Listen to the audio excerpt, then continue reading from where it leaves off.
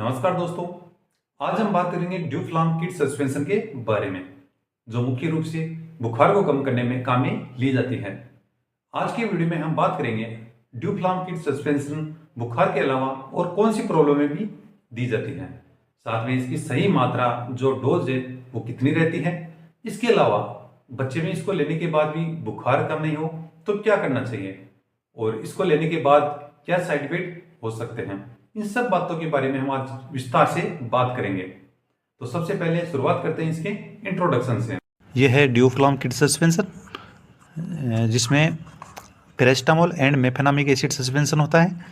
ये mainly kids में काम ली जाती है और इसका जो फ्लेवर है वो मैंगो फ्लेवर है।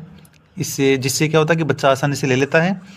और इसके 5 ml में पैरासीटामोल 125 mg होता है और मेफेनामिक एसिड 50 mg होता है, जिसके बारे में अभी हम आगे चर्चा करेंगे। और इसके अलावा एक इम्पोर्टेंट बात, इसको देने से पहले शेक वेल बिफोर यूज। इसको जितनी भी बार बच्चे को देनी है इसको अच्छी तरह से हिला के मिक्स करके उसके बाद में देनी होती है। और इसके अलावा इसको कूल एंड ड्राई प्लेस में हमें रखना है। अब बात करेंगे इसके यूज की, इसका उपयोग कहाँ कहाँ होता है।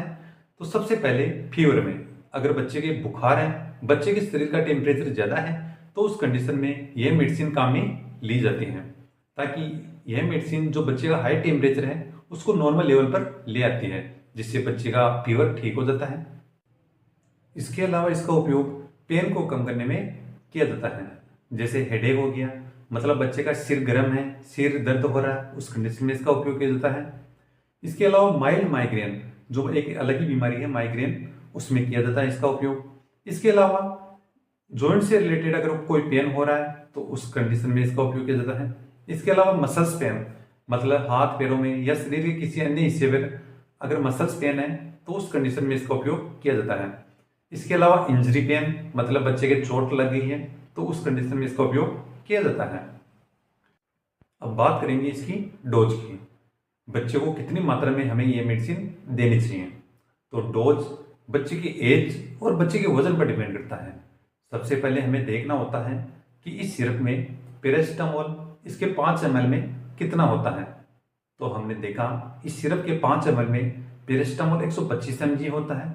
अब पैरासीटामोल की नॉर्मल डोज रेंज होती है, वो होती है 10 से लेकर 15 mg पर kg पर डोज रहती है।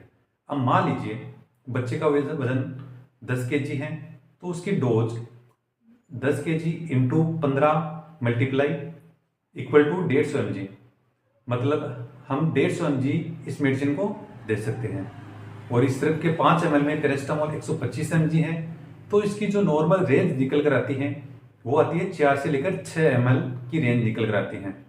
तो इस रेंज में हम इसको प्रिस्क्राइब कर सकते हैं। यह मेडिसिन दिन में 3 बार प्रिस्क्राइब की जा सकती है। और इसके अलावा बात करें तो यह मेडिसिन अगर बच्चे का वजन 2 किलो से कम है तो ये मेडिसिन नहीं देनी होती है। प्री मेच्योर इन्फेंट के लिए ये मेडिसिन रिकमेंडेड नहीं की जाती है।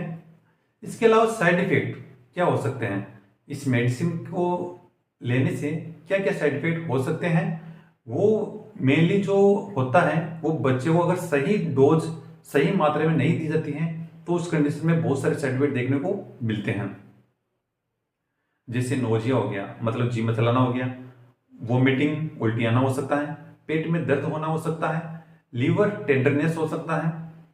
इसके अलावा दस्त होना हो सकता है, स्किन रेशेस हो सकते हैं, डिजीनेस मतलब चक्कर आना हो सकता है। ये सारे इसके साइड इफेक्ट हैं। अब बात करेंगे इसको लेने के बाद भी बुखार कम नहीं हो तो क्या करें। इसके लिए दोस्तों बुखार में गीला कपड़ा लेना है, जो ना ज़्यादा ठंडा हो और ना ज़्यादा गर्म। उसको बच्चे के हाथ पैर पर रखना है, जिससे बच्चे का टेम्परेचर कम करने में मदद मिलती है। वीडियो अच्छा लगी तो चैनल को लाइक और सब्सक्राइब जरूर कर दीजिए। धन्यवाद।